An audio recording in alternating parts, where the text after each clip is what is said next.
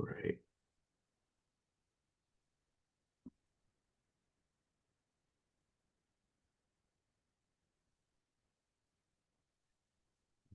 Yeah, good evening, folks. Hopefully we get a couple more people. Um, Going to get a little organized and we'll get started in a second.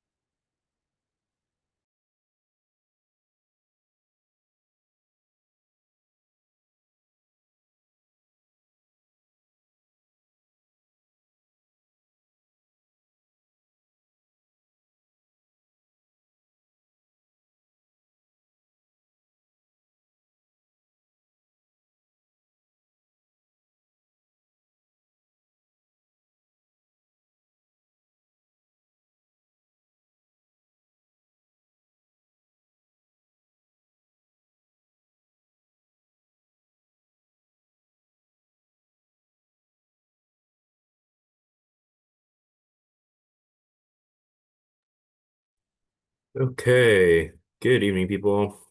Um, I apologize. I don't know if I've sent around the latest agenda, but it is uh, posted on our committee meeting listed on the website.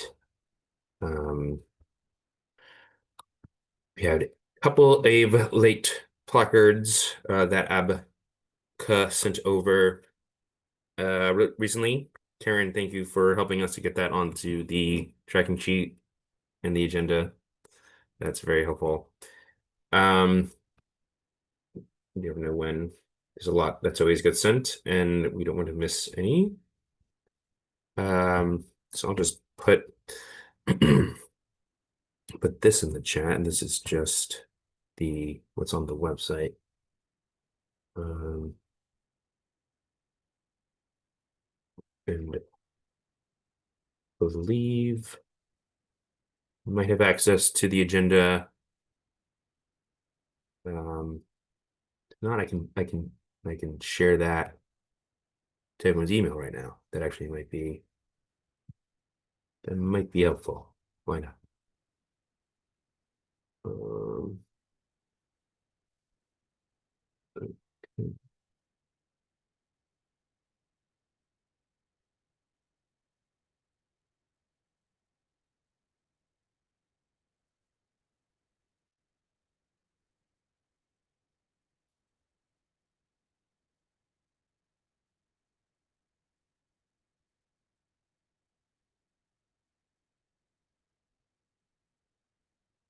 So,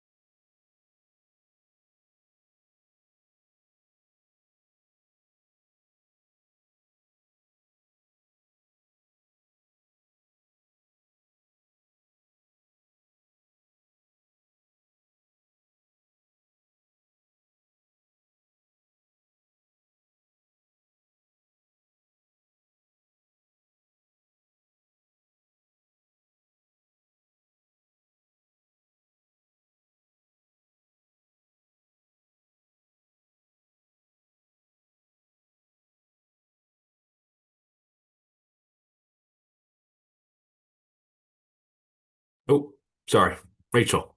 Quick question about the agenda. I know Half Smoke has announced that they're closing. Did they pull their application for renewal? Just because I don't see it on the agenda. I just wanted to double check. That's a great question. Right. I believe okay, they all right, so they are so we actually do have it on the agenda. Number 10 in renewals, and we talked about earlier Yeah, yes, we learned that they did close. They were slated to close. However, I don't think that um doesn't automatically um affect their placard in terms of ABCA's record of it. So we can discuss that one when we get to it, but we have it still in our agenda. Just flagging that I'll be bringing it up for discussion later. Thank If you. if it still has a application in. Thank you. And for all who are unaware, uh, Have Smoke supported that their last day of service is actually today. So get those get those dogs while you can. Their article mentioned that they might be opening up a new location in Skyland in Anacostia. So they might have plans to relocate or reopen up another establishment, brand new restaurant, but the Have Smoke itself is slated to close. Okay.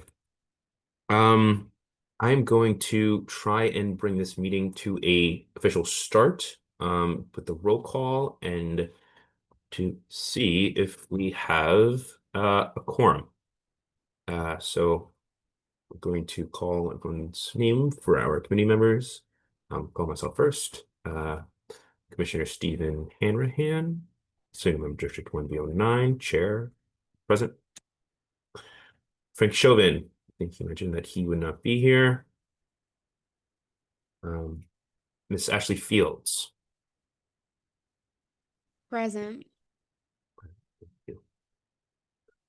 Uh, Miss Karen Gall. Present. Lane Johnson. Mr. Stephen Ruckers. Present. Miss Rachel Checkman. Present. And Mr. Alex Smith. Present. Okay, with a quorum of 1, 2, 3, 4, 5, 6 members, we can call this meeting to order. Thank you for joining.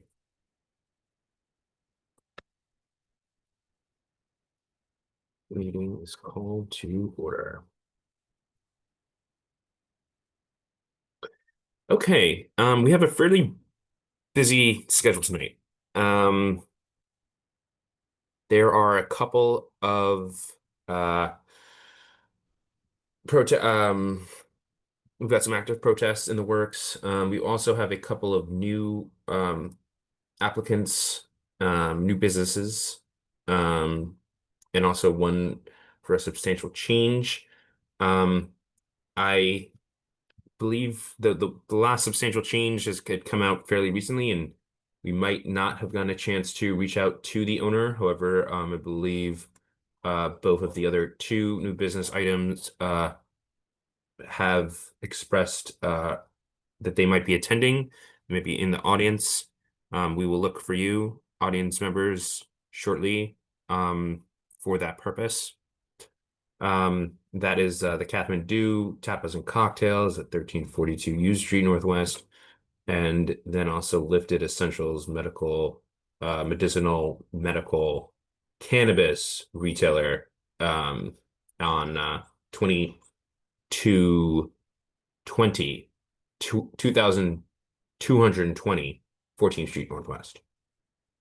And then the third one is a request for a substantial change in their license for the Chicha Lounge at 1214 U Street Northwest. That is the same. There's same name of contact as as a prior substantial change in request for the Ace Lounge. So if everyone's following along, we have those items. We also have several renewals. We have 13 renewals to discuss as well. The renewals right now, because we asked the folks to be here present for the meeting. I thought we would would keep the new business at the front end of the meeting, to see if they're able to join, and then discuss uh, the renewals subsequently. Any questions so far? Okay. Hearing none. All right. So first update, I guess just to give a brief update quickly of the meeting that happened last month. Unfortunately, we did not have a quorum. If folks here are unable to attend the meeting, please like try and give us a bit of like a heads up notice. I think it was just like it was this day last week. I think I remember it was like one of those first really nice like spring days. And I remember just being like, oh man, I really don't want to do this meeting. And I want to go outside and like hang out outside. And I think there was like a 3 or 4 folks at the last minute were like, I can't make it. Totally, understand this is like, thank you so much for even being here. This is like a huge commitment.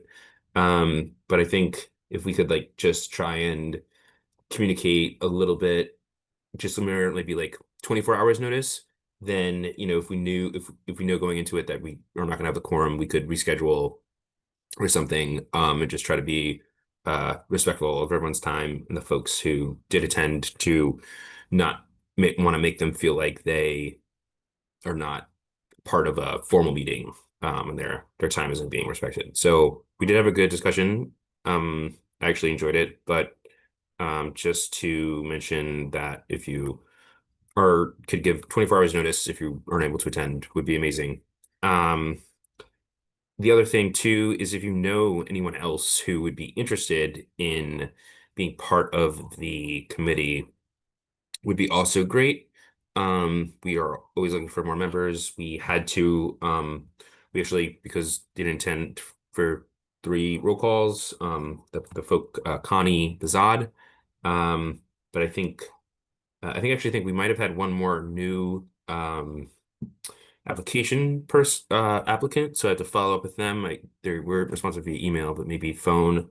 But if we have more folks, we want to try and if you know someone else or something, we want to try and get as many different kind of voices and folks together on the committee. But you guys are rock stars. Thank you for being here. And yeah, I think that's all I want to say about that. Luckily, last month we didn't have too many placards, or I don't think there was any new applicants, so uh, it didn't feel like too much of a burden for the commission meeting. Cool. Okay. Any questions or comments on that?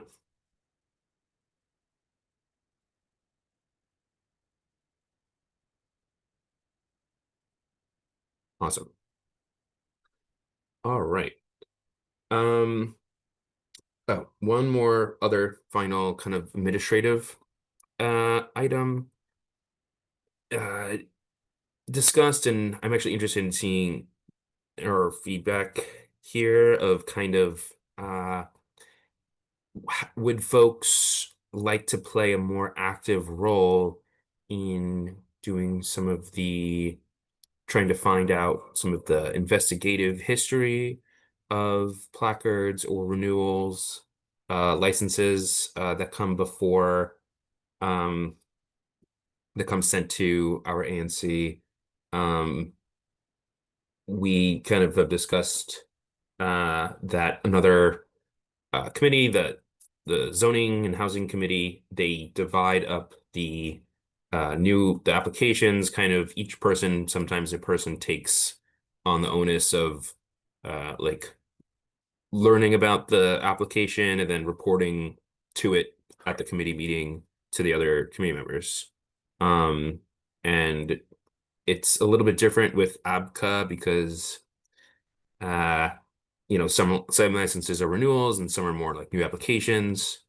But thought of maybe the concept of just wanted to kind of broach the idea here to people to see what they feel about playing a role in terms of maybe reaching out to ABCA, to the community liaison there, and trying to find just investigative reports or visiting the business for a renewal license that comes up.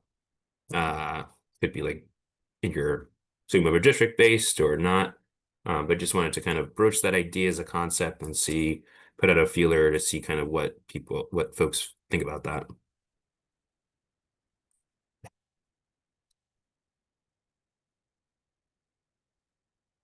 I think if you probably if you poll us through an email to see if Okay. there's, and then also I would do it as a monthly check-in as opposed to just sporadically just for today. I think each month based on the workload, if there's a particular establishment that may need to have a little bit more attention based on questions that come up, I think that would be ideal in how to approach that. That's my thoughts. Okay. That sounds good. Thank you.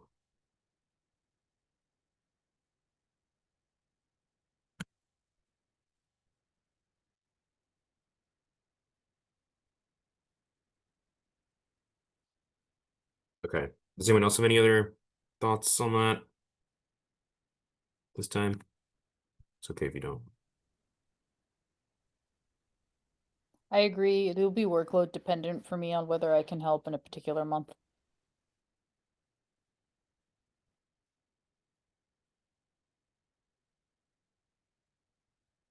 Hmm.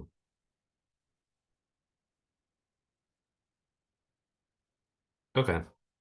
All right. Well, this is good feedback. I will try to follow up. I will follow up the email and try to poll the group to see if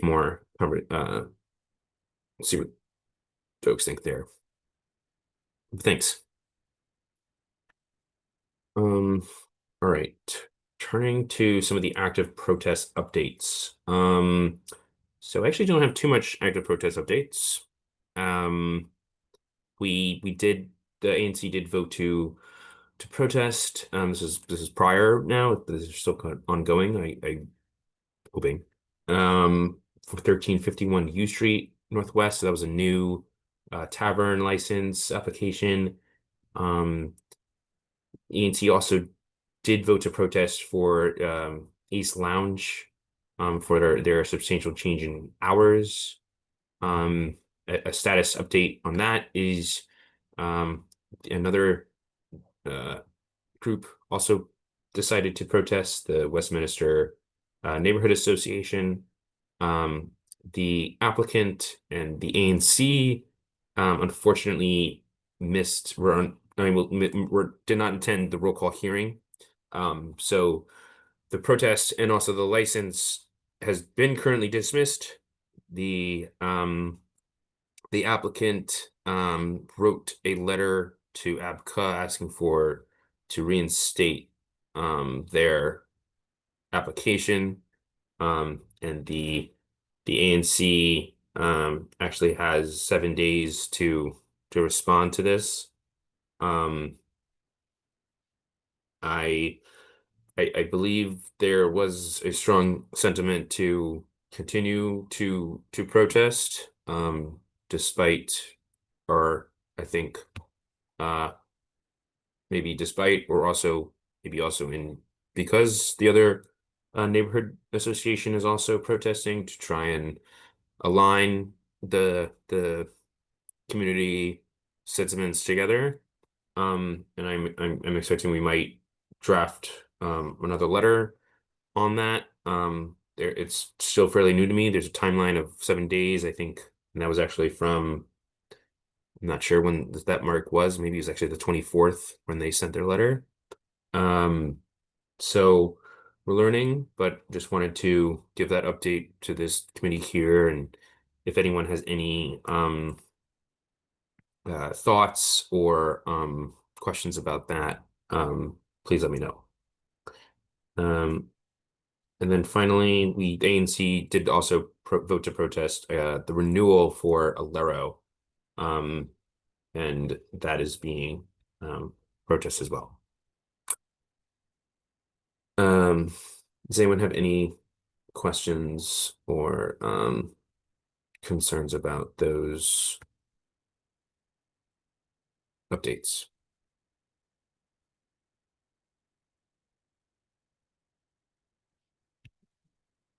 Okay. Hearing none. Oh, just one quick comment. Sorry, I was not at the last one of our committee meetings. I couldn't make it, but I have since talked to some of my neighbors about the organization that wanted to substantially change its hours and stay open, I believe, till 6 a.m. And I think my neighbors aren't in the Westminster Neighborhood Association, but are another neighborhood nearby, and they also reflected a lot of concern about those increased hours and did not like the idea of those increased hours, especially in the moratorium zone. Same on our end of things, and it kind of was an across the board, no matter the business sort of sentiment for those late night, like 3 a.m. on sort of hours.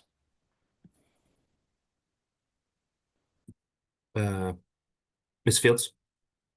Yeah, I just wanted to ask Alex and Rachel maybe what some of those concerns were. Was it just, not wanting a place to be open like that late, or was it like specifically Ace Lounge, like they've had problems with, or any instances that you can bring back to the group? I think it's a general thing, especially with everything that's happened on Ninth and U. And then on our end of things, living behind a nightclub that's just open till 3 a.m., the health impacts that it had on people before they took steps to fix their noise issues, and sort of just the general impacts on the neighborhood from having late night stuff and then having that carry over, especially when a business doesn't actually have a kitchen on site, and are saying they're doing it to sell food. That calls into question specifically for Ace Lounge, but then in general, I think there's not a standard for having those hours in this area, and people don't want to see that change. I have a question. Yeah. So, okay, now I know that we are not doing a blanket generalization on specific establishments. Are we using the same mechanism of understanding for each one of the establishments at the Ninth and U location? Because I do know that a couple of years back where we had a huge incident at one of the establishments where one of the young ladies was pulled down the steps by her hair inside of an establishment. Are we just going through it like that, or are we picking and choosing specific things that happened at Ninth and U when we had that huge incident down there, or are we doing something specific? I'm just curious From as what to I'm aware of in general, just from conversations with people who live in the Westminster community and being at like a safety meeting, like a little while back, the concerns are more about the noise, the increased crime that was occurring in that area in general. And those were the concerns that I specifically have heard. I don't know about Alex. Yeah, I attend the Westminster. I'm a regular at attending the Westminster Neighborhood Association meetings. So that's I'm curious as to, when it comes to specifics. I want to make sure that I understand what it is specifically about an establishment, as opposed to, just making sure that we're not planting the entire climate that we're going through right now on one particular establishment. I want to make sure that we're clear. I'm assuming that's the same clarity that Miss Fields had also mentioned as well. That's just my interest. I really do think that we need to make sure that it's the doorstep of that establishment and the interior of that establishment when we make our claims. That's what I think is appropriate for our assessments. For sure. And just to be clear, I would protest any business that was asking for those specific hours. Okay, thank you. I really appreciate that input. Thank you. Um, Ashley Fields. Thank you. Yeah, I definitely wanted to hear from Alex. But Ace Lounge has a kitchen. They're on 7th Street, not 9th Street, and they do I haven't heard any specific complaints from them. So personally, again, I think it's, unwarranted to protest this place, especially when Rachel, I know you did vote in favor of, I believe it was the Lincoln Theater extending hours to 6 a.m. So maybe going forward, you mean that you'll vote against those hours, but we have again already voted on a similar situation, and so To it's clarify, mhm. the theater was opening hours in the morning through a specific time. They weren't staying open past 3 a.m. to then stay open till um 8 a.m., whatever the hours were. That was a different case. Okay, so you're okay serving alcohol at 6 a.m. until 3 a.m., but not when it's open late from midnight till 6 a.m. Those are the two differences. I think that uh when you live behind a nightclub and you have been impacted by sound that carries until 3 in the morning, uh, you become more sensitive to places being open from 3 a.m. to 6 a.m. Yes. Okay. Well, I think it would be great too, and I'd be happy to help with this type of outreach if we get some people that live in the building that's right there by Ace Lounge, because they actually are right there by a residential apartment area or in that same unit actually. And I haven't heard any complaints or anything really from people that live actually right there. So that would really help greatly with my feedback or my ability to input on the situation. But again, I definitely wanted to hear from Alex. So Alex. Yeah. I'd say the what I've heard generally from my neighbors around it is concerns kind of about any business being open from like 3 to 6 a.m., especially one that was like just finished up serving alcohol. I think is the main concern. I think it's generalized concern about bars and nightclubs in general being open at those hours so close to residential homes. Then I'll also allow Jean Homza to speak from the audience. They have their hand raised. Yeah, I just gotta, I'm disappointed to hear the Lincoln Theater being compared to Ace Lounge when they're just two absolutely different things, different licenses, do different things. The Lincoln Theater is an event venue. We are not open when we don't have an event. And all we did was go for regular hours. And Ashley, I really respect you, but it's not fair to compare an organization like mine, where I'm at every meeting and you can reach out to me anytime, to a bar, who I understand, and I'm not taking sides here, but it's not fair to compare the Lincoln to Ace Lounge. It's not the same thing at all. well, thank you, Jean. It's not personal. I have great respect for you too. I've seen you at tons of meetings, like you said, but alcohol is alcohol, and one bad patron is one bad patron. Fair So enough. to me, that's how I look at the situation. And, I know the Lincoln Theater has been a great operator. You guys are a larger organization and an event venue. And so there is that difference. And I do recognize that. Well, I appreciate that. And at the last meeting, we discussed, ways to reach out to operators. There's different ideas. The Responsible Hospitality Institute has been pushing an idea called Early Assist Team for years. And, I'm happy to sit down and talk about ways to reach out to the community before a protest. And I appreciate what you're saying,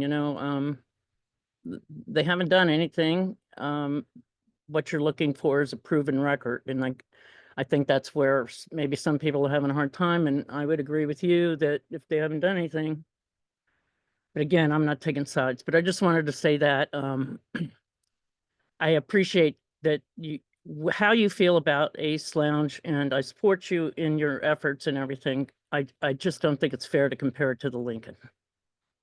That's all. And thank you. Thank you all for this great discussion. I want to keep us moving along though, because we have some other folks from the audience for some businesses here, and I want to be respectful of their time and keep us moving along. But that was a really great conversation. I took some notes. Yeah, I think that's something, trying to think about ways to get at some of these fine balance here is challenging, but we're trying best. Um okay, so to continue us going along, um we're gonna move to the new business section for new licenses. We're going to um discuss the application ABRA 132050 for Kathmandu tapas and cocktails. It's a new business establishment at 1342 U Street Northwest. They are applying for a Class C restaurant, the seating capacity of 48, total occupancy load of 48. Their hours will be from Sunday till 2 a.m., Tuesday and Friday till 2 a.m., Monday closed. We actually work with them to actually extend the get an extension because of the way that you're aligned with our ANC meeting. So I want to thank them for that. And we are now I believe there is a representative from them here tonight, Ms. Richa Adhikari. There's two folks listed there. I'm going to allow both of them to speak. Ms. Richa, are you hearing us right now? Yes, I am. Hi, good evening. This is Richa Adhikari. Hi, Richa. I'm going to remove the other listed one here. Okay. All right, I'll just keep them as well. Hi, Ms. Richa. Hey, Hi, thanks for joining us this evening. thank Um, you. yeah, so this is the Alcohol, Beverage, and Cannabis Regulations Committee of ANC1B. And I think we wanted to kind of ask you to be here just to kind of maybe speak a little bit generally about kind of the new business, their new restaurant, and kind of what you have in mind, what you're envisioning it for be in the community. Sure, absolutely. Well, thank you for having me. My name is Richa Adhikari, and I'm representing Kathmandu Tapas and Cocktails today. So our establishment is mainly focused on, I would say, about 60/40 alcohol and food, and our food is mainly going to be representing my home country, Nepal. So food from Kathmandu and cocktails mainly. So the distribution is going to be about 60/40, 60 alcohol and 40 food. That's great. That's awesome. Yeah. Ooh, did I hear someone else speak? No. That's great. Yeah, I think this would be a welcome addition to the neighborhood. I am not the uh local single member district for this area. However, I believe um don't know, have you been in touch with Miss Harris? No, not personally. Has she reached out, or have you been in touch with her via email or anything? We have a consultant, Mr. Steve Buffado. I'm not sure Okay. if he has been in contact with Ms. Harris, but personally, I have not. Okay. Okay. I will follow up with Mr. Rufato. I think I was in contact with him via email. Hmm. So we basically, I think our general line of work here is and I don't want to speak for everyone here at the committee. I'm the chair, but try to just listen to the voices. But I think most people, I think the committee has expressed a sentiment about wanting to establish settlement agreements with new businesses. It's kind of a friendly neighborhood agreement that can be kind of like, you know, looked up on, looked at on with the ANC, and feeling like all the values are aligned. Um, so there is some work that goes into that. Coming here is the first step, so that's really great. Um, I believe we've got like a template, we've got like a draft that we have, and I can work with either Sable or perhaps even myself to follow up with you to try and or follow up with you or Steve can represent you is fine to try and just to kind of reach that settlement agreement. It's generally routine stuff such as just agreements for throwing out the garbage and and following the hours of operation, some parking, and uh, yeah, largely having a security plan. Yeah, for a restaurant, I think it's a little bit less involved, but it's something we I think the committee would like to have. I'll let them vote. I'll let them speak to that themselves. But I think we'll try and get that going for you and your operation. Sure, yeah. I mean, as a new business, I would definitely like to be a responsible, business owner in the community. So everything, yeah, I would be on board with everything. That's awesome. That's great. Okay. All right. Great. Well, I'm really glad to hear that. Thank you so much for being here. So okay. Um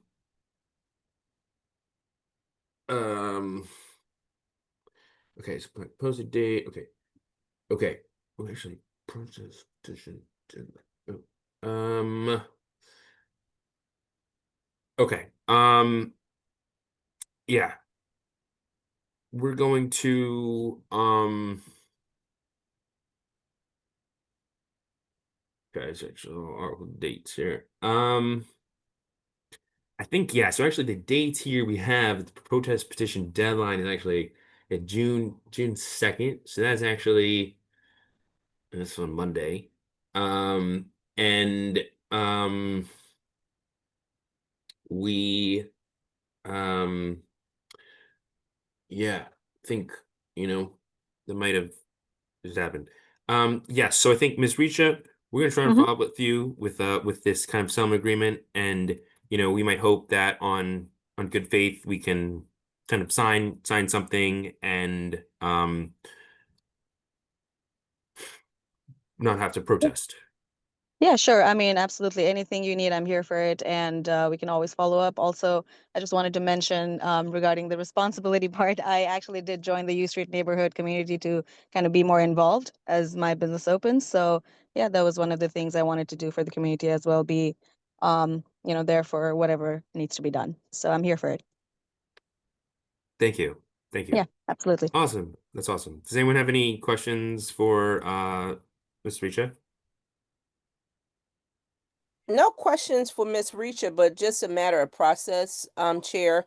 I know that we had said that it's a responsibility of the SMD commissioner to reach out to the establishments as part of protocol, and I think that that respectfully each one of them should have had some engagement with their SMD commissioner, and the responsibility is the onus on the commissioner, not the establishment owner. So when we receive these placards, they receive them as well. Am I correct? Each SMD receives them as well. Am I right? That's generally Yes. what has happened, and I know that that's the most likely they have notification of any placards that's in within their SMDs, And so the responsibility means that they need to have some engagement with these establishment owners. And I'm not speaking to our current establishment specifically, but we need to make sure that the due diligence that is necessary from the ANC is happening. And because we want each one of the establishments to be able to come to the table fully prepared, and we also need to make sure that we're prepared.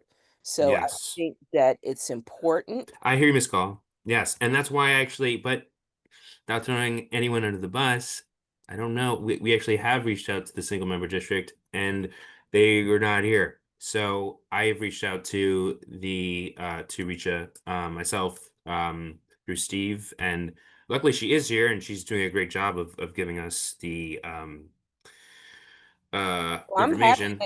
I'm very happy that Miss Risha is here, and is it at Kari? Um, Adhikari.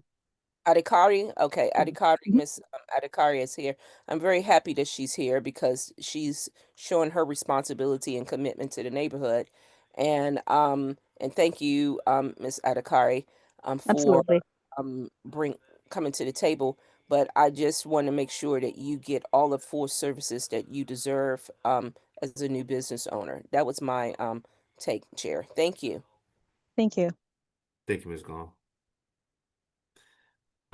Okay, well,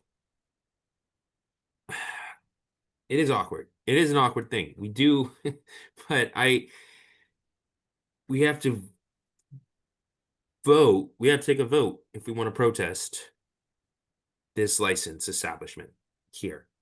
As a committee we have to vote to motion, we have to vote to recommend if the ANC will protest. So I am going to, or we could vote to support. We could vote to support. I don't know what other people say, but I'll introduce a motion based on process. I motion that we take a vote as a committee. And welcome Eileen. You're welcome to vote. Well, due to the roll call, you were here. I'll motion that we recommend the ANC1B protest this new license until we reach with the hope of reaching the settlement agreement as a clause as a factor, but we do believe have to do that. So I'm going to introduce a motion to vote to protest the Kathmandu tapas and cocktails at this time. I second. Discussion. Hearing none. I wanted to, discussion. I came in right at the right time because I am very interested in the licensing of this establishment with respect to noise, trash, and all the other issues that affect peace, order, and quiet. This establishment is right behind my house, and so I am very directly impacted with having a good business relationship for the community and the block with this establishment.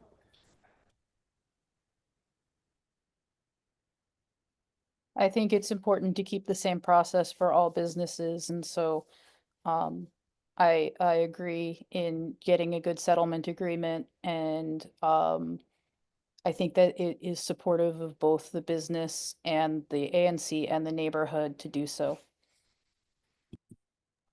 I That's think that that's a really good point, Rachel. I agree for that reason that we maintain the same protocol that we typically follow for all new licenses, which is to try to work out a settlement agreement that is consistent with the rest of the licenses on the block. And so it's not just a personal issue, but it's a matter of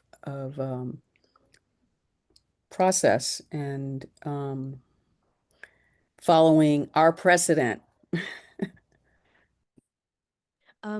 I just had a question, Commissioner. Have you already given the owner the rundown on what a settlement agreement is, and or maybe the draft copy that we have yet, or is she aware of that? Kind of was giving a bit of a rundown with my gist during the conversation here, but yeah, settlement agreement reaches is basically neighborhood friendly neighborhood agreement where there's certain stipulations about garbage and trash and noise and just kind of things that are kind of generally implied with the license, but kind of written out in a kind of agreement form Okay. that's filed with ABCA. And so it kind of uh, it's enabled to kind of just put something in writing so that, if Eileen or one of her neighbors feels that things are not being respected or people are not acting in good faith, they can look on that. The business too, I think, can look on that and say, I'm within my realm and rights to do this. I don't know if we have a business, Mr. Rutgers. I don't know if you can speak to, are there any benefits that a business has to having a settlement agreement, or is this really just like a community tool? I mean, it keeps you as a business owner. I mean, we follow our settlement agreement, and it's just it's a good thing to have, I think, community wise, to be a community member, and just make sure remind you of what you need to do. So it's I think, pretty standard and across the board, and usually pretty simple, but um, yeah. Actually, Sorry, yeah. I just also wanted to weigh into that we have the draft copy, but there's also, your ability to make amendments. So if there is anything that you want to protect your business from, maybe, playing music or having chairs outside or stuff like that, you do have that ability to add to it or pull away from it. But, it's a good faith agreement, like everyone said. And so I just wanted to make sure that we're, painting a good picture for you to have good talks moving forward, and that it's not, anything, abrasive. But yeah.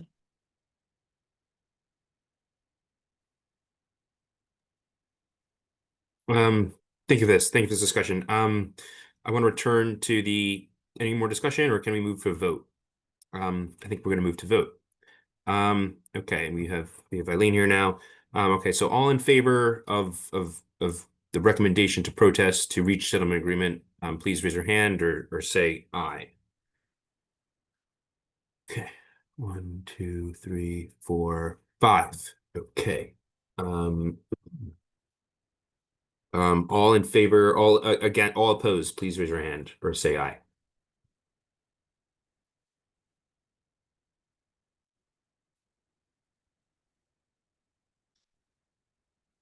Okay. All right. Thank you. The motion passes to recommend the ANC to support Rateau with the hope of reaching a settlement agreement.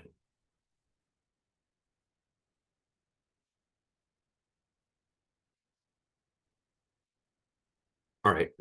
Awesome. Okay. Ms. Richa, thank you so much for attending. I am Sure. going to follow up with you, and we'll try to send you our template draft, and we'll be in touch. We'll kind of communicate via email with Steve, and we'll try to get that signed. And sent over to APCA, and feel like everyone is happy here. Awesome. Thank you so much. I appreciate Thank your you. time, everybody. Thank you. Thank you.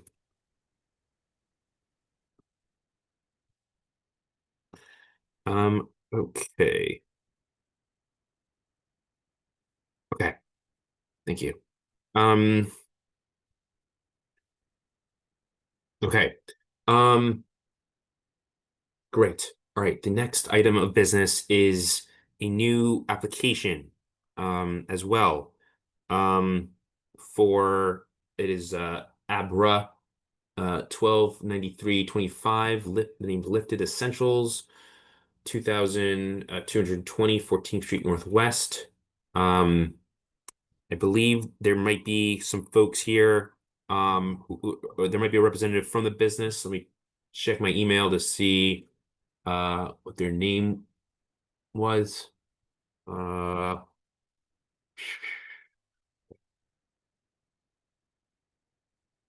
Okay.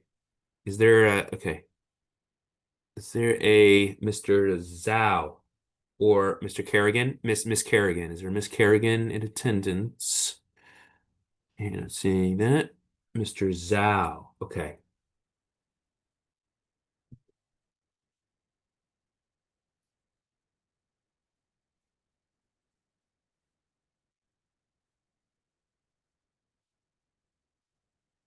All right. Okay. So Zoom, I did reach out to them prior, trying to reach them. Okay. Okay.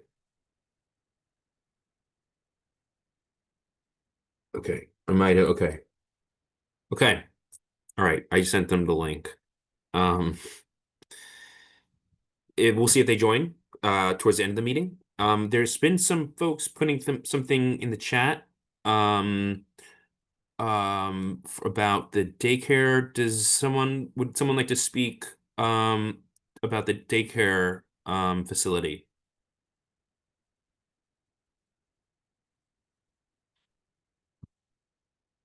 You can raise hand, or I think you can raise hand and I can promote you to speak if you would like to.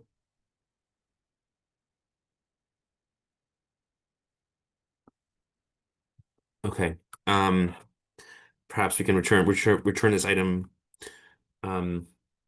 later, or we can also give a little brief rundown now and maybe just talk it through. Yes, I believe there is a medical marijuana retailer, cannabis, on 14th Street, right south of Florida Avenue.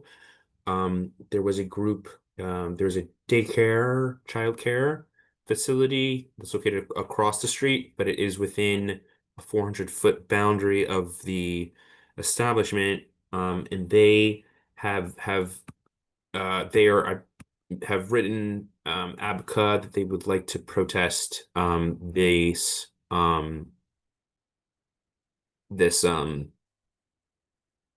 establishment. Their placard. So I don't without hearing from them directly, it seems like some things have been put in the Q&A here. I think folks can read that. Chair, who's the SMD? And have we heard from them, the ANC?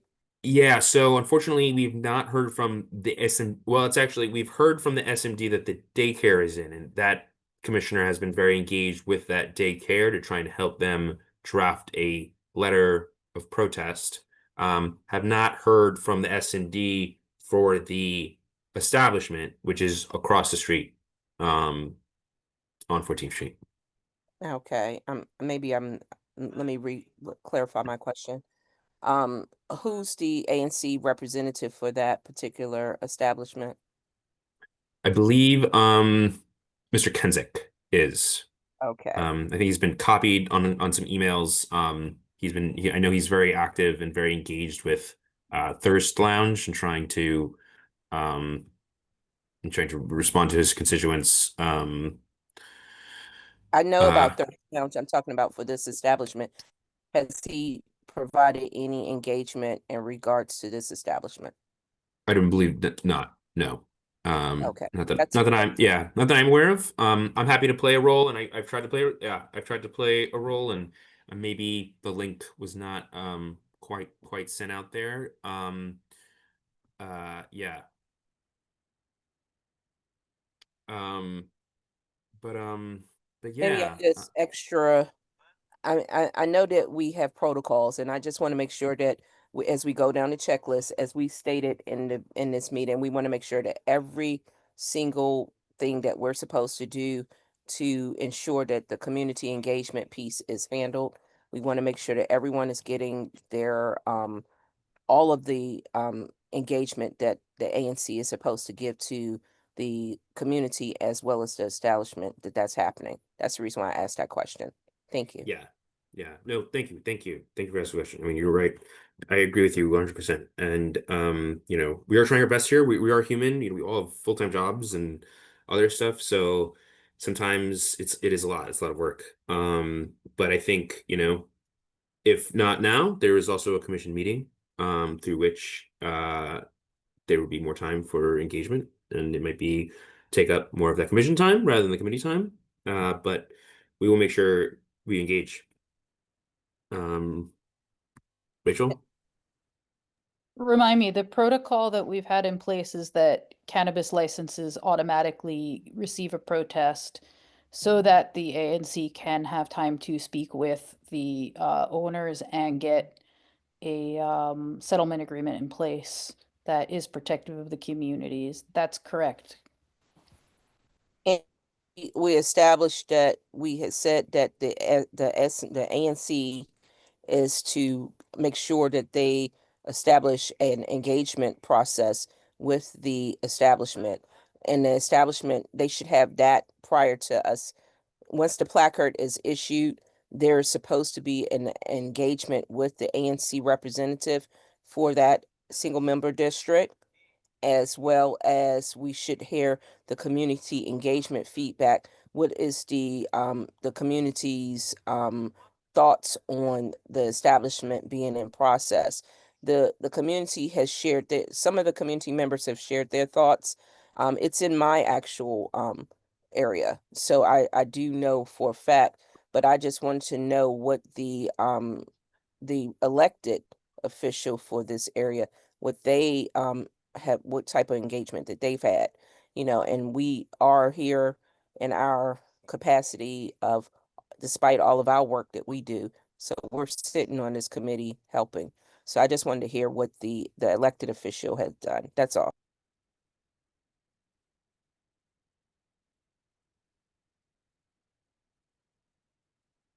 Thank you, Ms. Gall. Yeah, I think, yeah, we gotta do better. These elected officials, they gotta do better. What are we doing out here? Miss Fields, your hand raised. No, everybody's doing a great job. We're trying. There's no better effort than that. But I do think that based on ABCA's rule, from what I understand, it would automatically be blocked, right? They'd be blocked from becoming a cannabis shop because of their proximity to the daycare. Is that correct?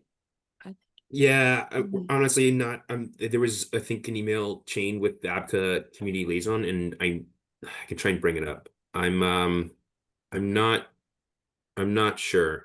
Um, I'm not. Is it at 500 feet within because of, Yeah. it's 500 feet?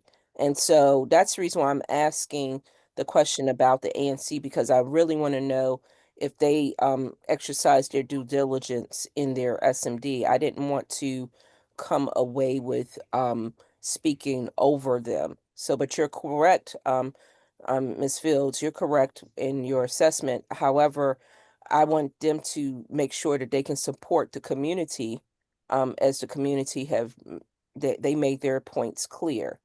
Hmm. Yeah. I understand, yeah, and everyone should get to weigh in, but I only brought that up because we may not even have to vote if it would be denied by ABCA. So I just wanted to save us some time there if that was maybe the case, but I don't know. Yeah, Yeah. there was a thread that happened with the commission, the single member district for the daycare facilities in. I could be misreading it, but it seems like there might have been some technicality going around on the term daycare and preschool and childcare and on what exactly is strictly written in the regulations that applies to their establishment. Um, so I'm not sure. I think yeah, I think that's true, but I also think that if we don't protest and then find out that we would uh it's very much set up, I feel like, that I prefer we that we don't. test, as you mentioned, because we want to stick to the rules that we had said with new establishments. I think if we keep with those rules, but Yeah, as I was going down the list, I want to make sure that we follow the checklist. The checklist is, did we check in with the ANC? And we want to at least keep with that protocol so that one, everyone gets that same exact they get, did you check in with your ANC? Check. Are we Yeah, want to protest based on a new license? All these checks would balance the entire process and with our committee service. I hear And I you. think Yeah, that we need to do that across the board with everyone so that no one will feel as though that we're singling them out. So yeah. that's the only reason why I went back to the SMD first. If we start off with that and go down the list, guess what? It's fair all the way across the board. And so thank you. That was my way in. I appreciate it. Thank you. Thank you. Eileen, I think we'll give you the final comment here.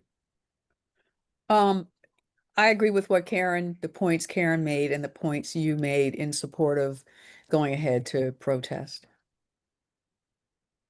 Well, I think the question is my what I was saying was, do we need to vote, not whether we need to protest or not vote. And it's always good to do the safest option. But if ABCO was going to block it anyway, then that was my flag. So I think we should go yeah, ahead and vote. yeah, Yeah, happy for us to vote, that's what I'm Eileen. saying. Yeah, I Yeah. wasn't finished, so I would like to finish. But thank you, Eileen, for that. That I'm clarifying my comments. So I'll make the motion actually. I move that we protest this establishment lifted. Also, prior to discussion, I also want to flag this for whoever is engaging with the business, that they've already kind of, set up shop. They have, you know, paintings on the side of the wall for a medical cannabis establishment, which would seem um, just too early to be done if without their cannabis license. So wondering what they would plan to do with that property if they're not approved for this license. I know that's thinking way ahead, but just flagging that there. But is there a second? I second. Awesome. I'll let you go ahead and run the meeting from here, Commissioner. Actually, it's kind of nice to have someone else take control for a little bit. Um, discussion, open discussion. Calling a vote. All in favor of protesting, please raise your hand. Okay. Okay, I'm counting 5. Okay, 5 support the protest. Thank you. Can lower your hands. All opposed.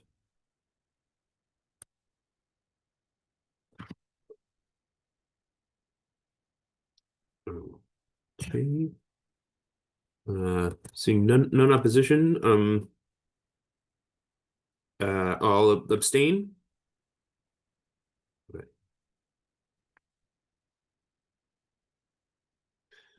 Okay. Thank you. The motion to recommend to protest passes with a vote of 5 to support, no nays and 1 abstention. Thank you all for the time.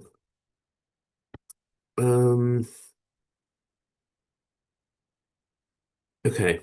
All right. The next item of new business is for substantial changes. It's for the Chicha Lounge. To Miss Gall's point, unfortunately, I think this placard came in maybe a couple of days, maybe 3 or 4 days ago, and it was a weekend.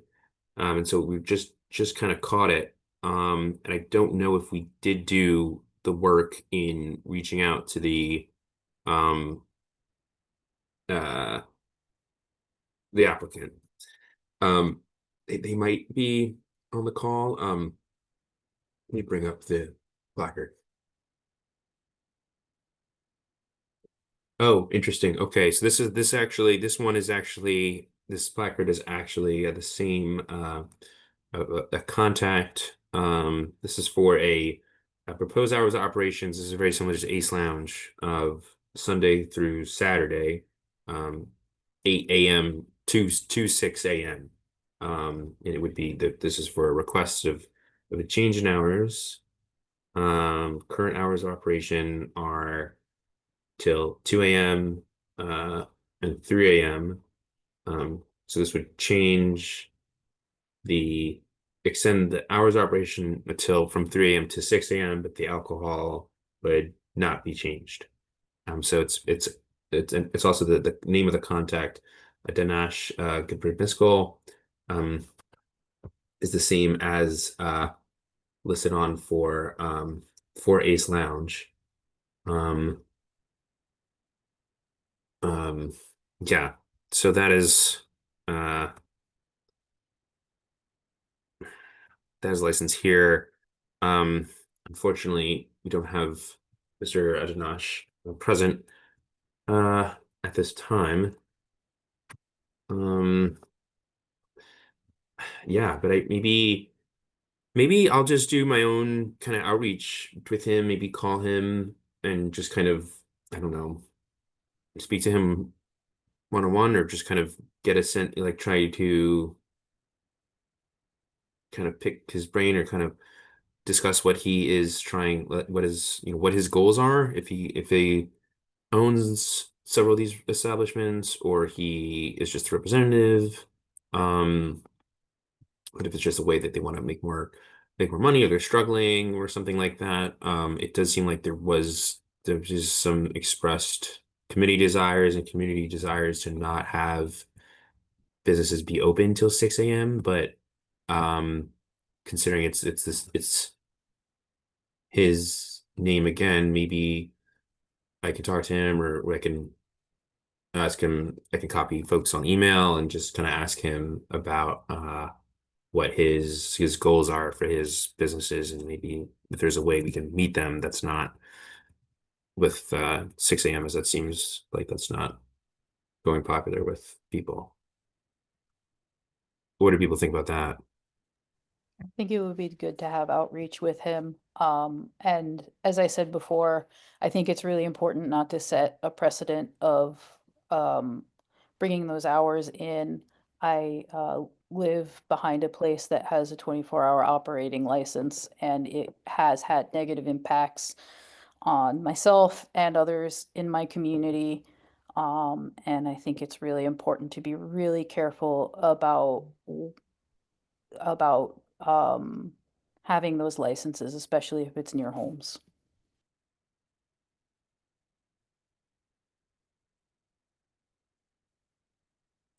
Okay, I think thank you. Thanks, Rachel. I think this is an attendee of Francois.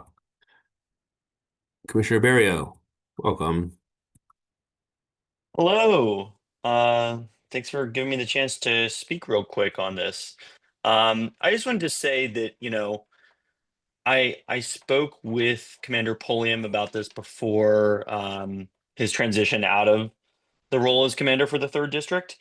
And I think that, you know, I don't think this is the only factor to consider here, but the way he described it is that the work that MPD does to keep U Street safe, especially U Street nightlife safe on big weekends, on Fridays and Saturdays, is a big use of their resources. There are a lot of officers and resources that are devoted to keeping U Street safe, and obviously we've had a number of public safety challenges lately. We have shootings seemingly, every weekend, and I think that what the concern is here in terms of extending hours is that the police just don't have the resources to keep people safe later into the night.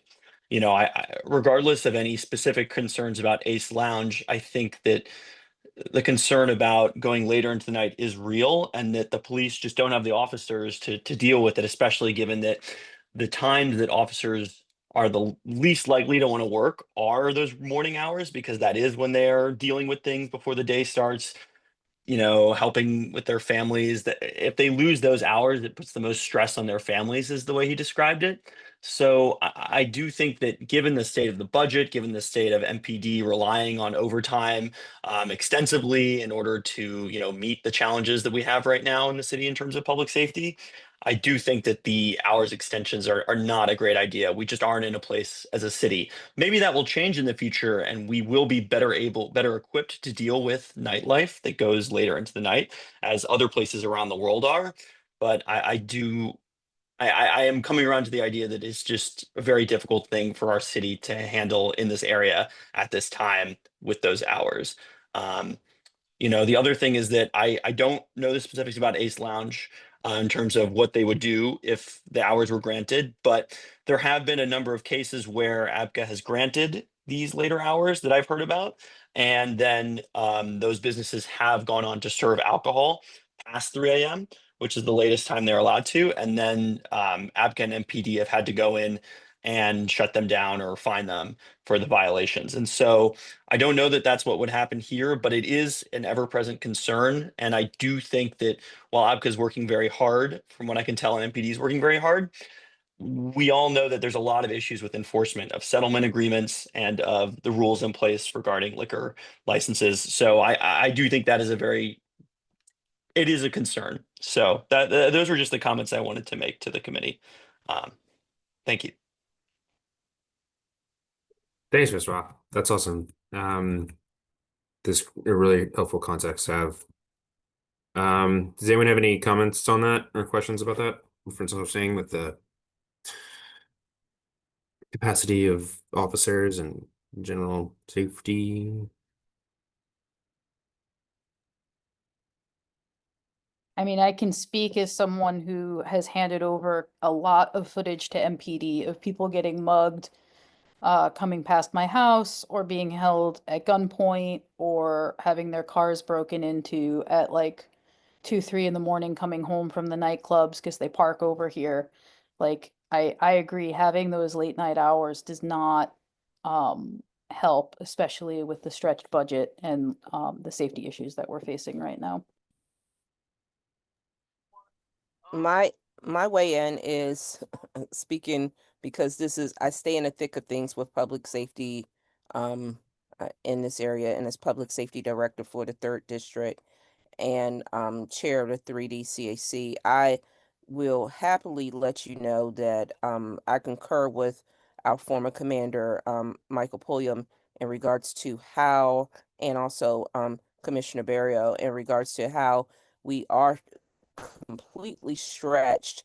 The hours that we are really seeing a lot of the spikes in crime is at 4 a.m. We just had a shooting that exactly at 4:15 a.m. this morning. We're consistently having those particular breakout times when people are preying upon people in this area when they are exiting after these clubs after hours, and it's just the predatory mindset of the criminals that are in the areas. It's unfortunate.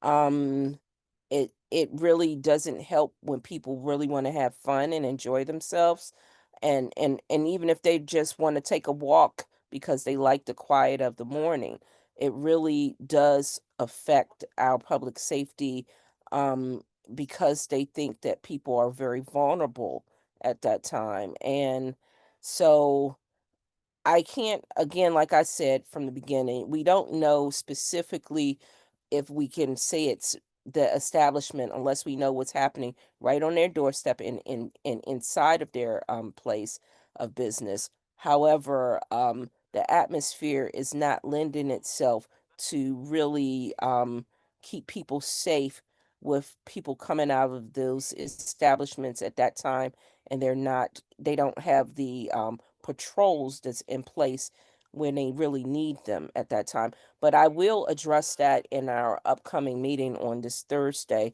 to let the officers know that we really, since that is a vulnerable time, where people are preying upon the people that's leaving their establishments or going to work, like the gentleman that was hit by the car, um, intentionally. We really just need to be a little bit more vigilant. And so, but that's my way in from a personal point of view. Thank you.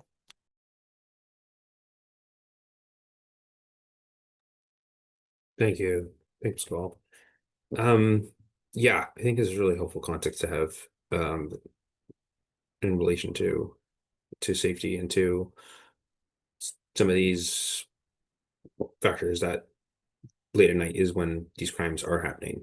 And yeah, we want to keep people safe. Okay, so based on that, I'm going to motion that the ANC1B recommend to that the committee recommends ANC1B protest the Chicha Lounge an application on the grounds of peace, order, and quiet.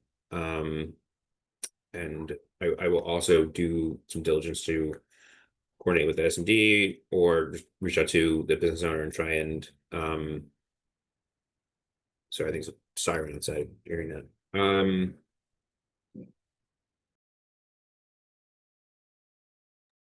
going to coordinate with the business owner and yeah, discuss with them. But in the meantime, I think I would like to introduce a motion to protest this placard. Is there a second? Second. Discussion?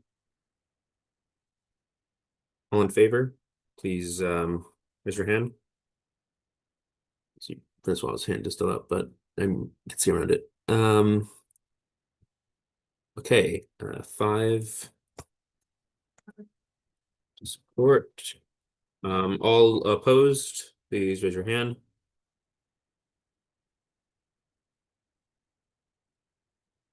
All abstain, please raise your hand.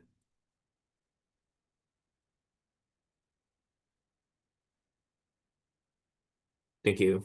The motion passes with 5 votes of support, no opposition, no opposed votes, and 1 abstention. Okay, I will prepare these recommendations for the ANC meeting, which is next week. Great. All right. How's everyone doing? Getting dark. It's now dark out, but we're almost done. I think we've gone through the bulk of it, and we might be able to wrap up in the next 12 minutes or so. So I think it was like Rachel was saying, and I think Ms. Gall and other folks, policy wise, what is our policy recently? And please feel free to correct me if I'm wrong. Recently, I feel like our policy is any new application, medical marijuana or not, we generally vote to protest and or at least come up with a settlement agreement, or a substantial change as well, depending. I think the Lincoln Theater, we actually voted against that, but we talked through it, and but in general, we tend to vote to get a settlement agreement on record at least. For the new applications and the substantial changes. For the renewals, I think to Miss Gall's point, and Rachel, I'll let you talk in a second, that with the renewals, unless something is really flagged by the single member district or by a committee member, I think our general or in the investigative history, I think our general motion is to not protest, and to kind of both and kind of to kind of put them all together. So I think we've highlighted one, and Rachel, Rachel, I'll let you speak. Yeah, Matt can't be here because this meeting conflicts with the LaDroit Park Civic Association meeting. I think he emailed you earlier to say that he wants to make sure that just in case Half Smoke doesn't actually close, that the ANC protest their placard. They're actually taking a vote on whether to do so in the LPCA meeting today. And they're reading my impact statement as a neighbor who lives behind them. It is the only business in this list that you can see that some of the other neighbors that we have living closely are also renewing their application. It's the only one that we are looking to challenge at this time. And it might be a moot point because they are closing, but they want to make sure that if they don't. And I'm happy to read the impact statement if that will make people feel more comfortable about it. Just let me know. I would be interested in hearing that. Yeah, I've been living behind Half Smoke for 4 years now. Trash, illegal dumping, employees parking in ways that block proper egress from the U Street alley, midnight power washing that has awakened neighbors, and lack of cleanliness has led to issues with rats for all. I'm gonna skip some of the preamble and just go right into some of the instances. In June of 2024, Half Smoke dumped a large amount of waste oil and grease from its fryers into the dirt parking lot behind its building. The resulting mud and grease was picked up by car and truck tires and tracked into the alley behind our homes. The weather that month was very hot and the grease rotted and cooked on the pavement. There were issues with a rancid smell and flies as a result. I have photos that I can share that show how extensive the oil tracking is. I'm not sure if I'm able to drop it into the chat or not, but I can try later if people would like that. In September of 2024, the LPCA, MPD, and Department of Public Health did a safety walk of the area around 6th and U, as well as Bohr. Upon inspection, Half Smoke was advised of several violations, including untreated rat burrows, dumped food grease, and trash buildup. This included the grease that was dumped in June. In December of 2024, after being cited multiple times by city inspectors, they power washed their lot at midnight on December 23rd. This wasn't a small power wash, it was a large truck. The loud noise woke neighbors, and the water and grease was pushed into neighboring lots and the street.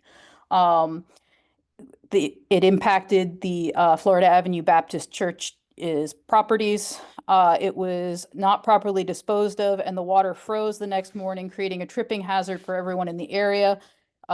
Someone who works at one of the local businesses did slip on the ice. In addition, Half Smoke employees regularly park along the Bohr alleyway in zones marked as no parking. These zones are marked as such because cars parked here prevent trash trucks and ambulances from properly entering and exiting this end of the alleyway. We have asked these staff members to not park there on several occasions and explained why. They dismiss us. It's also very hard to get the parking enforcement over there to get them to ticket. Because they have Maryland plates, they do not care about tickets, and it's hard to get the city to ticket and tow in this area due to the way the 311 maps this area. You can't actually give them an address. In December of 2024, an ambulance could not get up this alley from this direction due to the way the cars were parked and had to back out and redirect to the 5th Street entrance that's a 2-block distance. Had this been a critical emergency, seconds would count, and this is unacceptable. In October of 2023, an employee of Half Smoke was using the alley to cut through the neighborhood on foot. One of the neighbors was in an argument with someone else and then got into an argument with him, and he pulled a gun on her. There was a MPD report on that. And that was my impact statement on how that has impacted the community along U Street in this area. Ms. Call. Actually, I would have preferred to actually see this in writing, the impact statement. Preferably because, I think that it would be helpful if we're gonna share something like this, if we can have that in writing too from now on. Thank you. Yeah, I'm happy to send it.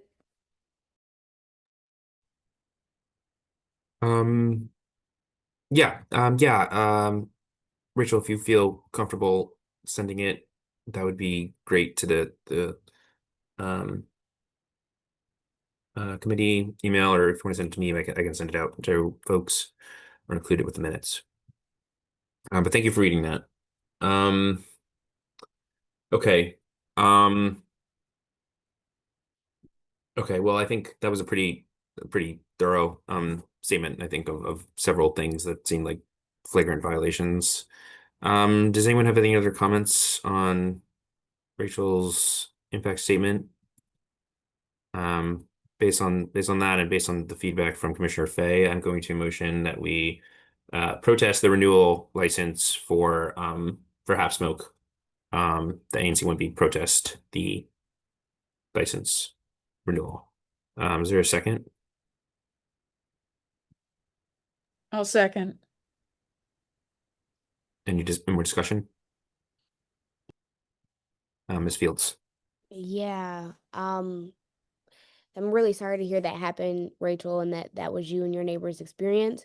Um, my only question would be how this would, I mean, I guess it's none of our concern, but impact the incoming business or people that would attempt to purchase. I assume that this would strike that for them, right? Because I it's think for the property. I think that we want to keep it in place until they've left the premises officially, and then we could drop the protest after that. The concern is specifically for that business itself and has nothing to do with any business that would come in after. And it's just in case that don't actually end up closing. I know that they announced it as their last day. I was asked to raise this for the ANC itself too for our Matt Fay, the ANC for our district over here. All right, got it. Thank you. I'm actually curious, and it's just one of those things that it when we ask for it's not for this establishment, it's for any establishment. We consistently ask for the establishments to clean in front of their establishments with the power washing.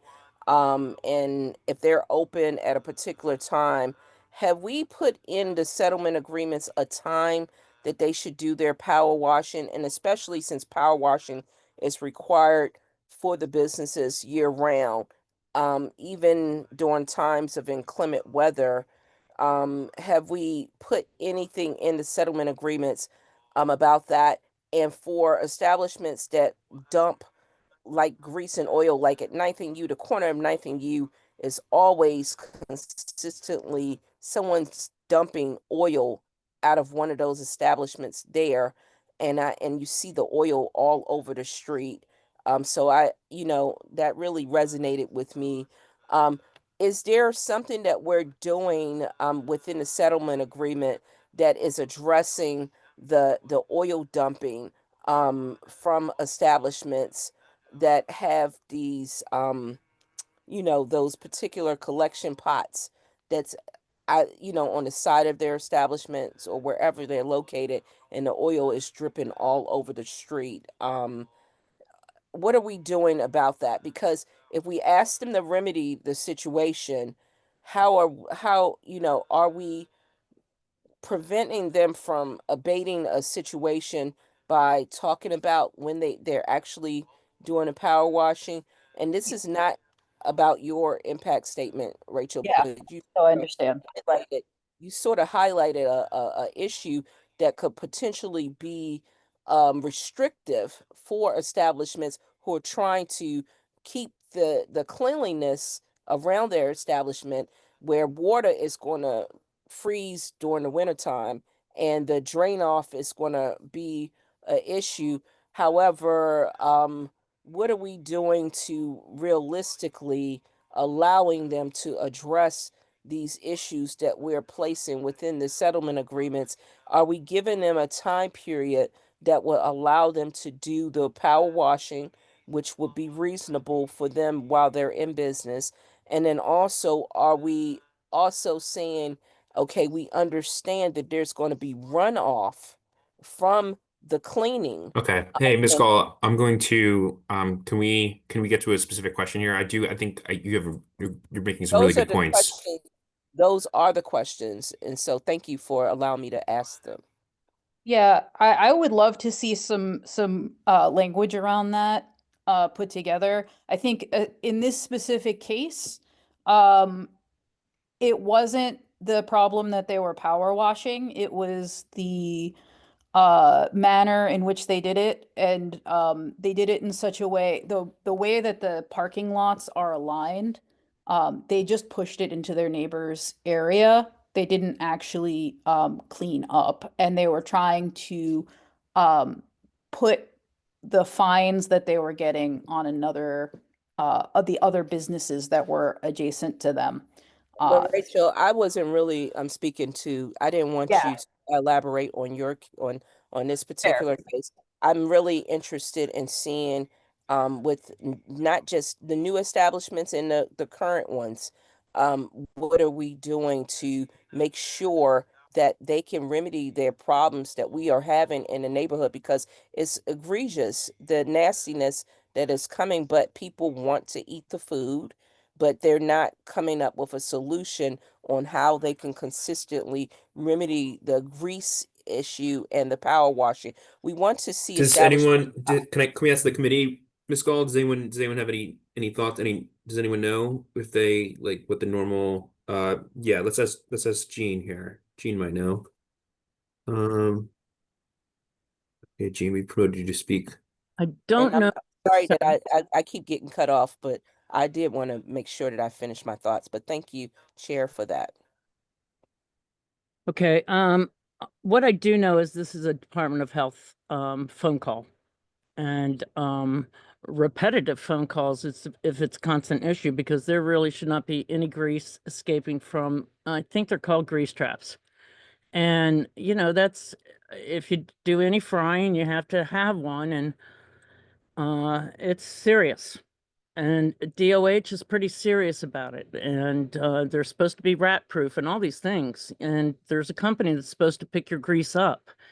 So it's sort of like garbage in terms of you have to have a garbage company, you have to have an extermination company, and you have to have a grease trap company if you have grease. And that's what I know. But definitely make a phone call if somebody's got grease running out of their trap.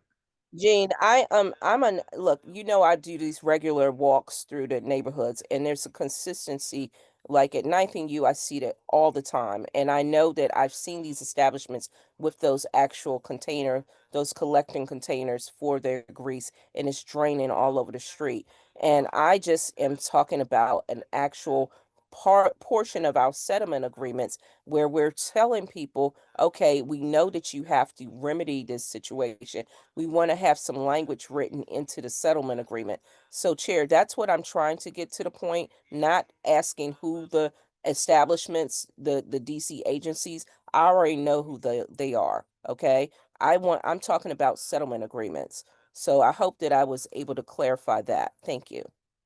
Thank you. No, you did at the end. Sorry. I'm sorry. I was getting a little late here, and I think I momentary lapse there, but you did make that very clear at the end, and I appreciate that. Thank you, Ms. Call. I think that's a worthwhile note to make, that our settlement agreement should include these provisions for that, because it seems like it's coming up a couple times now.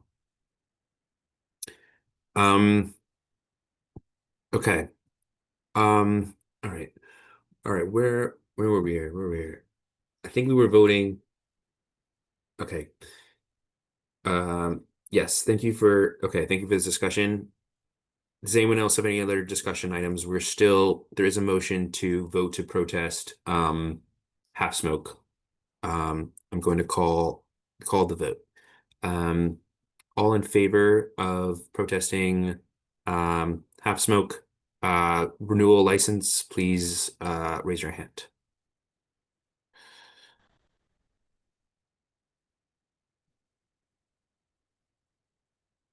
Okay. All opposed, please raise your hand.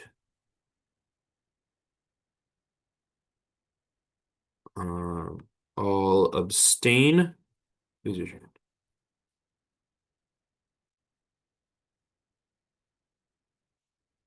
Okay, great. The motion passes with a vote of 4 votes of supporting, no opposition, and 2 abstentions. Okay. All right. It is 8:35. I would like to wrap us up. I think it's been going on late, and we've had some really great topics of discussion here. The rest of these items are all renewals. We've reached out, we've done investigative reports. They are here in the agenda. Thank you, Karen, Lee, for that. We have reached out to the SMD commissioners, have not heard anything informally. I don't know if anyone has any other informal items or things. It looks like there was a big protest for a sports and social prior, but that has that was eventually dismissed, and perhaps a settlement agreement was reached. unclear. I don't know if anyone has any context on that. But there's nothing else that raised a big flag for me about the renewals. Okay, and actually okay. Okay, so I'm gonna read them out. And actually some of these I think we might have talked about last time, but maybe there's some overlap here, but they're listed to read them out anyway. Elmina, Tipsy Lounge and Restaurant, Go Yoga, Howard Theater, The Greek Spot, Fish Scale, Cafe Unido, Axum Restaurant, Rendezvous, Half Smoke, which we just voted to protest, Faux House, Sports and Social, and Privilege. Does anyone would anyone like to introduce a motion to protest any of those or discuss any of those, any specific actors or any of those businesses specifically?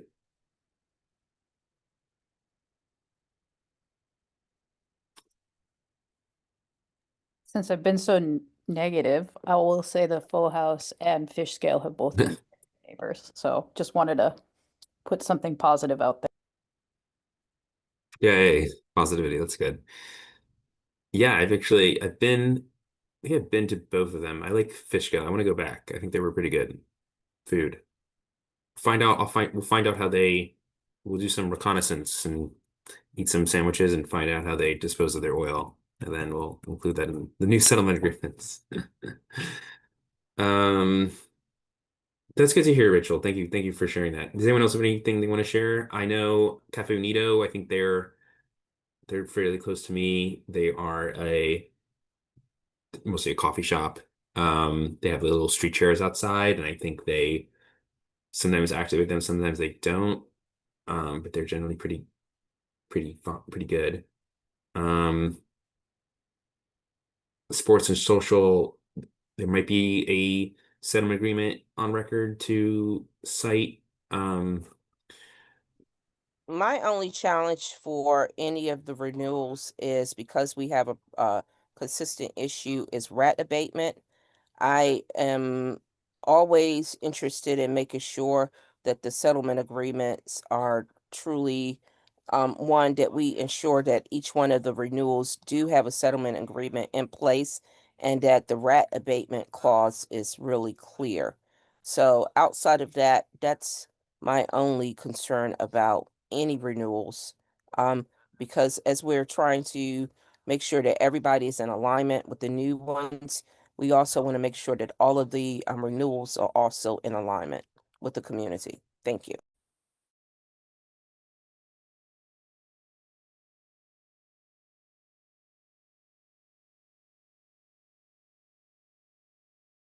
Thank you, Ms. Hall. That's a great comment. Okay. I'm hearing no other, and I think I would love to we've actually been doing, Karen Lee, myself, and some others have been doing a really good job of trying to build up of the ANC1B's digital library of settlement agreements on record or their records themselves.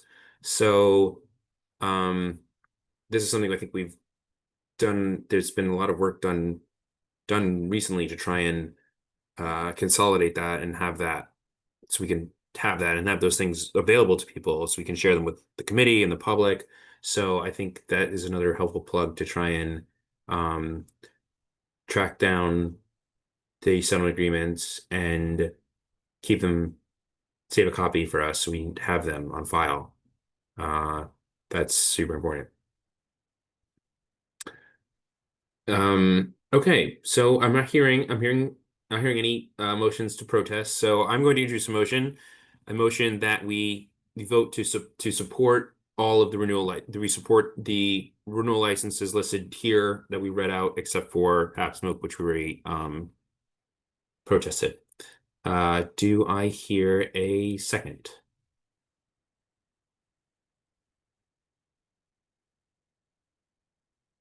Or do I hear Oh, thank you. Any discussion? My only discussion point is if to ensure that each one of them has a settlement agreement, as I mentioned earlier. If everyone has a settlement agreement, then and it's being, and it's been looked at by the respective ANC commissioner of those particular establishments. That's my only weigh in. Thank you. Yeah, I agree with Karen on that. Okay. Okay. What if we what if we amend the motion to support on the condition that the um That a and settlement agreement is in place. that we find a settlement, yeah, that a settlement condition uh that the ANC commissioners find the settlement agreements that are in place. I would support that because I think that it's important that we have everyone in every establishment in the ANC in alignment with one another, and everyone, based on what we're talking about, should have a settlement agreement across the board. And that way we know that the community can weigh in on each one of the establishments based on what we're doing for the new ones and the any of them. Everyone should be in alignment. So that's my take. Okay. I Okay. second that. I think that it's really important that we make these as consistent as possible. That's been my point throughout, and I stand behind Karen on that. Okay. Okay. It's interesting. Um, kind of okay, to kind of question back on something we discussed earlier about some of the workload in terms of finding the settlement agreements. If we vote to if we find that, two of them are like who is willing to do the work, are folks willing to take on three or four of them to just find out if they have a settlement agreement by going through the APCO website or emailing the community liaison person? Is that something that some folks in the committee want to take on? Lean? Working with the SMDs, or I mean, I know you're the chair of the committee, but the outreach starts with the SMD first, am I correct? The outreach can start anywhere. Anyone could do outreach. Outreach is everything. Outreach is everyone can play a role. I'm sorry, I keep saying SMD, the ANC. Doesn't it start with them first? Yes, but everyone can also play a role too.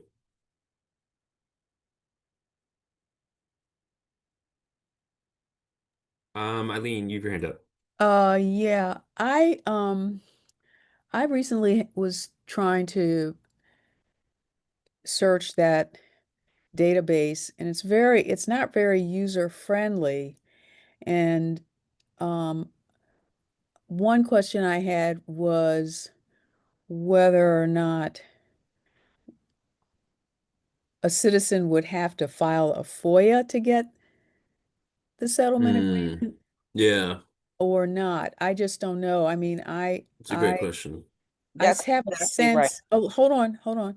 I have a sense that we might have to, an individual might have to, although I would think that the ANC would have the ability to do that. But independently of that, I will say that the site is really not user friendly. And apart from it just being, super tiny to read, even if you're trying to expand it on your screen. So I'm willing to do some work to help track down some of this, but it's it's uh it's not as simple as it might seem to ascertain whether a particular settlement agreement exists. I do think, Karen, you have a great suggestion that the ANC member should know whether or not there's an agreement for an establishment. But sometimes, with turnover and so forth, you could have a settlement agreement that was, you know, put in place years and years ago, and so they might or might not know. But anyway, I do think determining whether or not there's a settlement agreement makes sense because I totally agree with needing consistency and needing settlement agreements. Thank you. Thank you. Miss Fields? Yeah, as Eileen mentioned, they do transfer over, but if you ask for the address, APCA should have that on file.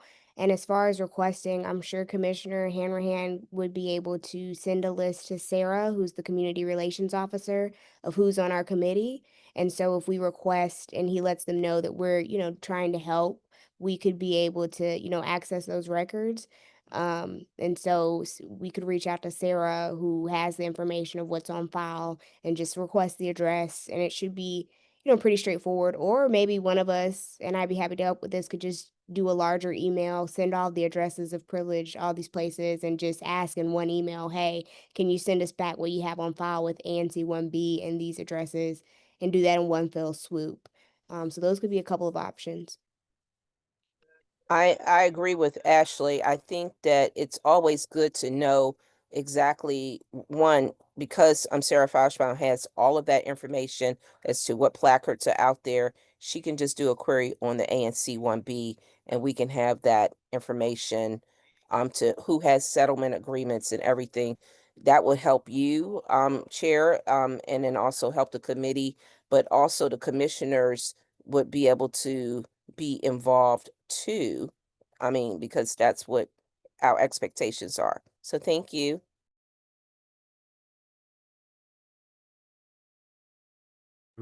Eileen? Yeah, and I think that the idea of you notifying Sarah of all the committee members that she could be hearing from us to ask about specific settlement agreements um, is a really good idea. Letting her know our names so that, I mean, we want to Yeah, I think it's a respect good her idea too. time. We don't really want to like bombard her like so she gets like 6 emails from each of us asking for 3 or 4 different ones, but for within our SMD, it's makes sense that the committee members for within each SMD would at least then kind of like take a lead in getting that information. Okay. Um, okay. Um, where does this motion stand right now? I don't know. I think we're in discussion, so we should be able to take a Discussion. vote, hopefully. Okay. And did we amend it? I think we amended it. Okay, well, how about we amend it to say, like, I can actually, I can follow up with Sarah to ask, first of all, one,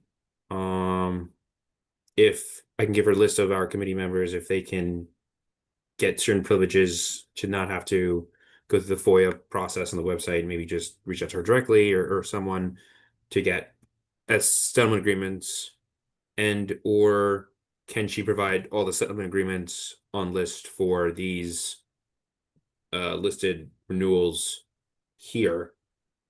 Um,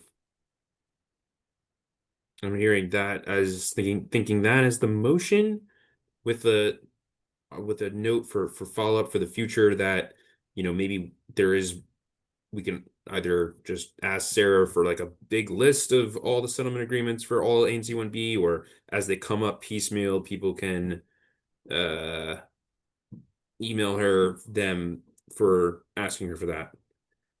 I think Am I speaking right?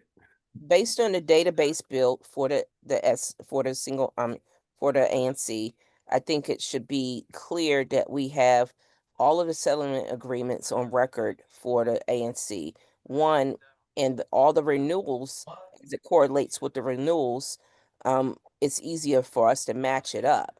So that Sarah can easily pull the SMD's information And then also for awareness purposes, she should know who our committee members are, just in case we have to ask her for information. So it's those two things. What does ANC1B have on record for settlement agreements? That's one to Sarah. And number two, here's the list of our committee members, just in case we need to do a deep dive into any particular request. As Miss Ashley Fields had mentioned, I think that will be very real clear in regards to what we should have. We should vote as our motion on the floor. Um, if that's okay, was that clear enough for you, Chair?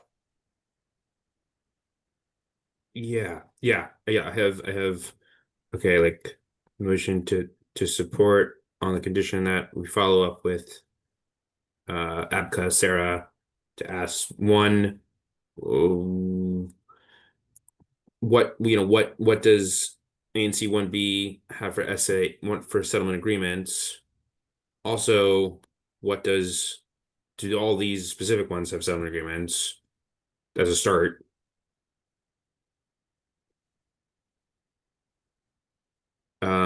And then finally to the list of the committee members for specific requests that might come in from time, they give them privilege to do that. How does that sound? Yeah. I mean, I would phrase it, maybe, we move to support the liquor licenses on file for renewal that have settlement agreements on file. And then maybe we can vote on that. And then the other stuff that you mentioned could be follow up, just stuff for us off the side as a follow up to, make sure we're doing our due diligence with those ones that aren't on file, and we can match that up separately. Okay. I'm in agreement with that. I think that sounds exactly where we were driving at from the first place. The only thing is, what if we can't find the settlement agreements? Then we need to protest them so that we can get a settlement agreement. We need everyone in alignment across the full ANC. That's the whole point. So just all settlement agreement all the time. Everyone just needs a Yes, settlement agreement. I think that's what we had started off with Yeah, the year. We want to get everything in order. And in right. order to be in order so that the needs of the community is being met, everyone needs to be under a settlement agreement across the board. That's what we said.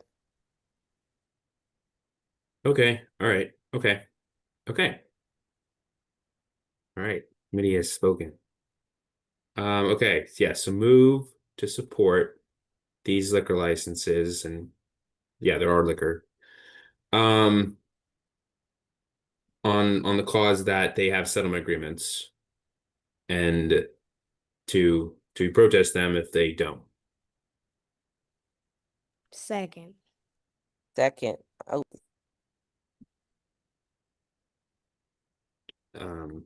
Any discussion?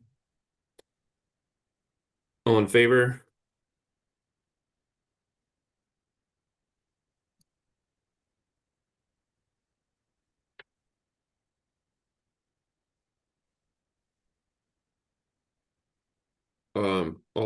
Thank you. All oppose?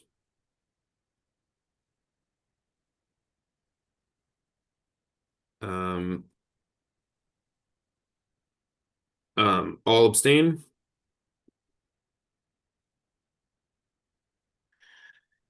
Okay, the motion passes. Great. All right. Well, I will get some homework, but I will follow up with Sarah, and maybe we'll have a little more work in the future, or we'll play a role. But thank you. I think those are good. I think we're coming together well at the end there, with this discussion. And I feeling we're more aligned with what we're trying to come out of this um committee with. Maybe in the future we could even come up with like a committee like goals, or like bill of goals, rights, or whatever it is, to kind of outline what our SOPs, that's the word. Yes, yeah, SOPs would be good, for that. That would be helpful. That could be, I feel like if I brought that to our chair, ANC Miguel would be like, oh my God, amazing. So, and even still, right, for the next people, because yeah, it's helpful. Ellie, I think you have your hand up. I think it was for the voting. Great. All right. Well, thank you, everyone. It's 9 o'clock. I'm gonna wrap up the meeting. Let's see everyone's final say. We have the ANC meeting, the commission meeting next week. Yeah, we have the commission meeting next week where the commission will formally vote on that. I believe. I don't know if it's in person or it's just virtual, but that'll happen next Thursday, 7 p.m. on June 5th. So see some of you there. Thank you all for joining and have a good rest of your week. Enjoy. Good night. Good night. Everyone. Good night.